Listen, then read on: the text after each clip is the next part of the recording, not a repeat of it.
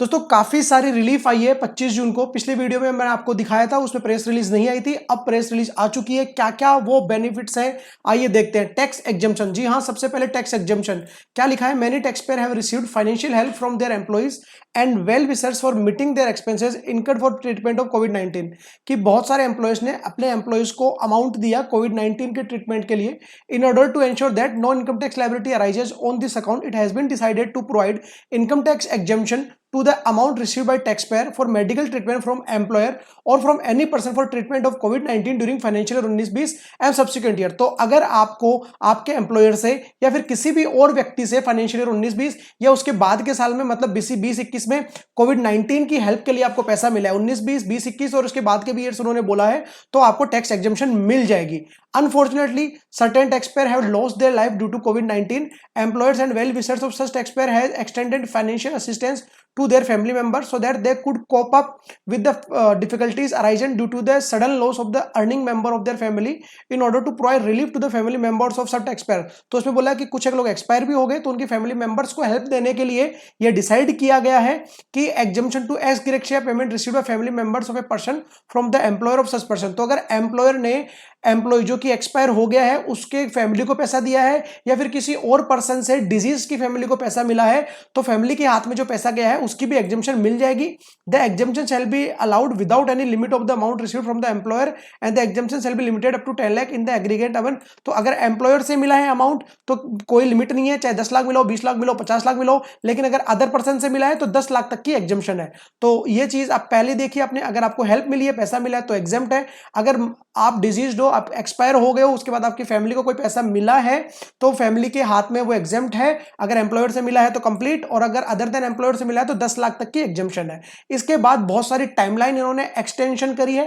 क्या क्या है वो टाइमलाइन? सबसे पहले डिस्प्यूट रिजोल्यूशन पैनल की जो टाइमलाइन थी उसको उन्होंने बढ़ा के 31 अगस्त कर दिया। हमारे काम की जो है टैक्स डिडक्शन ऑफ सोर्स, जी हाँ, the statement of tax deduction of TDS की जो बात करता है last quarter of the financial year on और बिफोर 31 मई जो थी उसको बढ़ा के 30 जून किया गया था, अब उसको कर दिया 15 जुलाई। तो आप मार्च 21 की टीडीएस की रिटर्न 15 जुलाई 2021 तक भर सकते हो। इसके बाद जो फॉर्म 16 में सर्टिफिकेट देते हो उसकी डेट भी 31 जुलाई कर दी गई है दोस्तों। साथ में स्टेटमेंट ऑफ इनकम पेड और credited by investment fund to its unit holder in form 64D।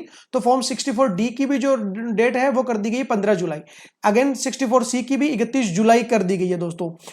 Application जो आपको लगानी होती थी फॉर्म 10A 10AB में under section 1023C 12AB 35 and 80G में, उसकी एप्लीकेशन की डेट को भी कर दिया है इन्होंने एक्सटेंड करके 31 अगस्त तक। साथ में 54 से लेके 54GB तक आप जो इन्वेस्टमेंट करते थे कैपिटल गेन का एब्जेक्शन लेने के लिए, तो अगर 1 अप्रैल 2021 से लेके 29 सितंबर के बीच में वो डेट आ रही है तो उसको बढ़ा के कर दिया उन्होंने 30 सितंबर 2021 दोस्तों। Quarterly statement in form number 15C, इसकी डेट को भी कर दिया है 31 जुलाई 2021। Equalisation levy statement in form number 1, इसकी डेट को बढ़ा के कर दिया है 31 जुलाई 2021। इसके साथ साथ एनुअल स्टेटमेंट जो आपका जाता था सेक्शन 9A सबसेक्शन 5 में इन फॉर्म 3CE के, इसकी भी डेट बढ़ा के 20-21 के ईयर के लिए कर दी है 31 जुलाई।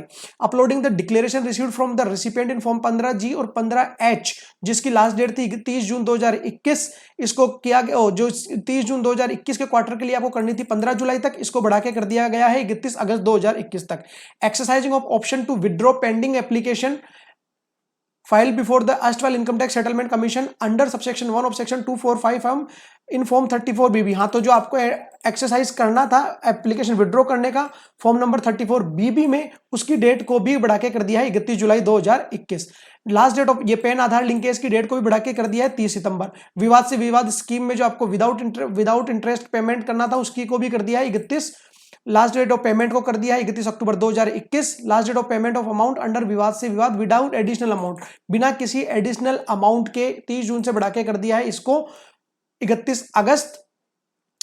Time limit for passing assessment order which was earlier extended to 30 June 2021 is further extended to 30 September 2021। Time limit for passing penalty order, तो पेनल्टी ऑर्डर असेसमेंट ऑर्डर इनकी भी डेट को 30 जून से बढ़ा के कर दिया 30 सितंबर। Time limit for passing processing equalisation levy returns, इसको भी बढ़ा के 30 जून से लेके 30 सितंबर कर दिया दोस्तों। तो ये आपने देखा 18 पॉइंट्स तो ये हो गए, और उसके अलावा कोविड की हेल्प का जो मिला है बहुत बड़े रिलीफ है, ये मिलते हैं। और इससे रिलेटेड और भी कुछ अगर रिलीफ आती है तो हम डेफिनेटली आपके साथ शेयर करेंगे। इस वीडियो को ज्यादा से ज्यादा शेयर करें। Thank you so much.